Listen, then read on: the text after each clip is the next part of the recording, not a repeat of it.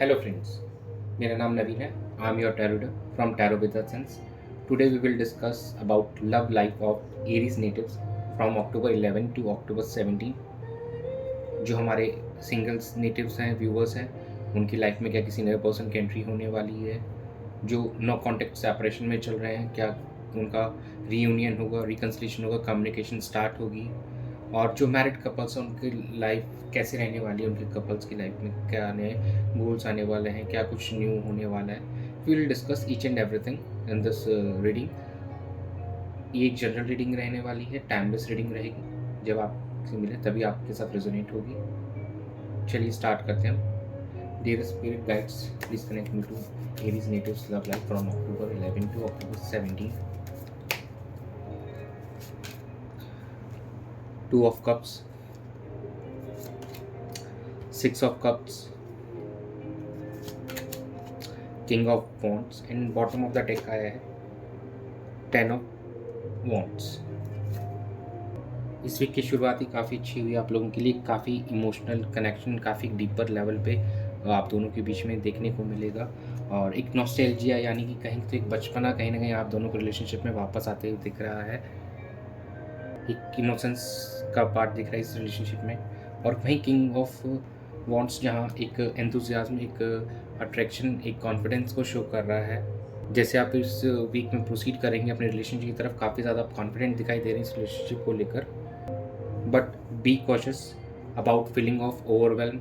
हो सकता है रिस्पॉन्सिबिलिटीज़ ज़्यादा होने की वजह से आप थोड़ा कहीं किसी चीज़ में चूक जाएं, उतना एफर्ट्स जो आप डालना चाह रहे हैं वो ना डाल पाएँ, या कहीं ना कहीं किसी चीज़ को लेकर आप ओवर बर्डन ना ले लें। That you have to take care of. इस वीक में कहीं ना कहीं आपको अपनी रिस्पॉन्सिबिलिटीज़ और जो डायनेमिक्स हैं रिलेशनशिप के रिगार्डिंग उनको बैलेंस करके चलना है। एक कम्युनिकेशन और एक बेटर अंडरस्टैंडिंग से इस रिलेशनशिप को और फुलफिलिंग और डीप करना है और एक अच्छा बॉन्ड स्टेब्लिश करना है। तो overall it's looking good, but किसी चीज़ का ओवर बर्डन नहीं लेना आपको। बाकी this week is looking good. अब हम आपके पार्टनर की क्या एनर्जीज रहेंगी इस वीक में वो चेक कर लेते हैं। Dear spirit connects me to the partner of Aries natives. उनका क्या थॉट्स रहने वाला है, क्या मन में है वो इनके इस वीक के अंदर, प्लीज़ बताइए मुझे। S of cups, the devil, seven cups and bottom of the deck है थ्री ऑफ पेंटिकल्स। देखिए, जहाँ कहीं ना कहीं आपके पार्टनर की जो एनर्जी है एस ऑफ कप्स, जो कि काफ़ी डीप और एक अच्छा बॉन्ड दिखाता है कि एक फुलफिलिंग इमोशंस दिखाएंगे, काफ़ी ज़्यादा इमोशनल होंगे।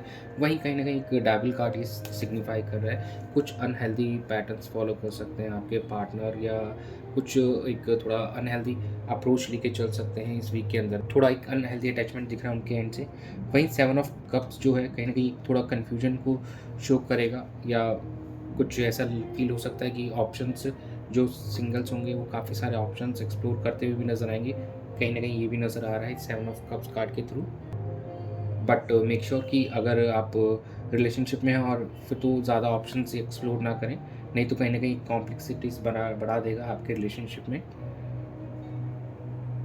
यहाँ पे थ्री ऑफ पेंटिकल्स कहीं ना कहीं ये भी शो कर रहा है कि आप दोनों को टीम वर्क करने की ज़रूरत है, ताकि जो भी आपके माइंड में कन्फ्यूजन्स हैं, जो अनहेल्दी अटैचमेंट्स हैं, उनको आप दूर कर सकें। और कहीं ऐसा भी लग रहा है कि कुछ केसेस में ये भी पॉसिबल है कि कोई थर्ड पार्टी इंटरवेन कर सकती है आप दोनों के बीच में, जिसके कारण कन्फ्यूजन क्रिएट हो सकता है और कुछ अनहेल्दी बिहेवियर भी उसकी वजह से होते हुए दिखाई दे रहा है। चलिए अब हम आपकी एनर्जीज चेक कर लेते हैं, आपके पार्टनर को लेकर क्या रहने वाली है 11 ऑफ अक्टूबर से 17 ऑफ अक्टूबर के बीच में।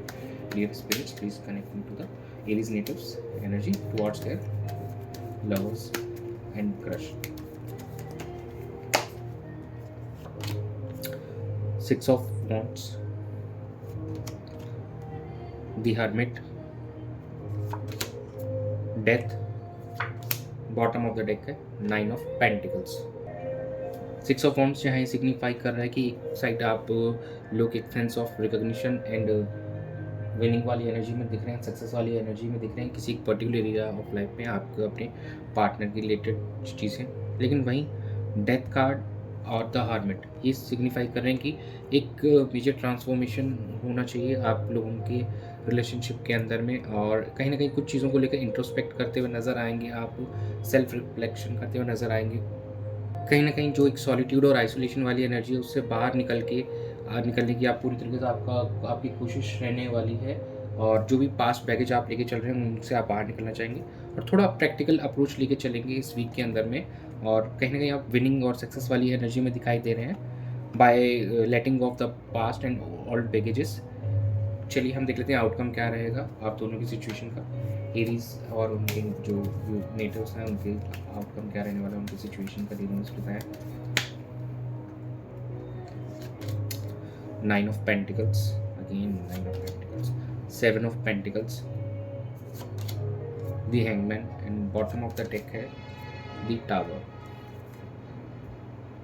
इट सीम्स कोई मेजर रिवेलेशन होने वाला है इस वीक में, और जिस भी आप एक थॉट्स में काफ़ी ट्रैप फील कर रहे हैं, उससे बाहर निकल के कुछ मेजर रिवेलेशन कर पाएंगे आप, कुछ एक डिसीजन पे आते हुए नज़र आ रहे हैं, और काफ़ी डीपली आप असेस करते हुए दिख रहे हैं सिचुएशन को, और काफ़ी स्टेबल दिख रहे हैं इस वीक के अंदर में। आउटकम ये कह रहा है कि अगर आप चेंजेस को एम्ब्रेस करने के लिए रेडी हैं, अडेप्ट करने के लिए रेडी हैं, तो काफ़ी स्टेबल दिख रहा है आने वाले टाइम में आपका दोनों का जो रिलेशनशिप है, उसका फ्यूचर काफ़ी अच्छा नज़र आ रहा है।